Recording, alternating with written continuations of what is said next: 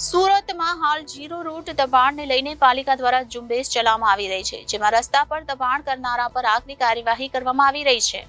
ત્યારે આજે કાપોદ્રા વિસ્તારમાં આવેલા મુર્ગા કેન્દ્ર સર્કલ પર પાલિકાના કર્મચારીઓ અને શાકભાજીવાળા દબાણ હટાવવાના મુદ્દે આમને સામને આવી ગયા હતા, જેથી ભારે હોબાળો મચી ગયો હતો।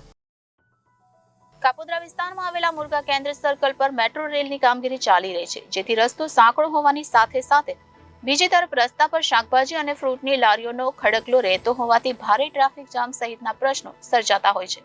ત્યારે પાલિકાની દબાણ હટાવ શાખા અહીં પહોંચી ત્યારે ભારે ગરમાગરમીવાળો માહોલ સર્જાયો હતો।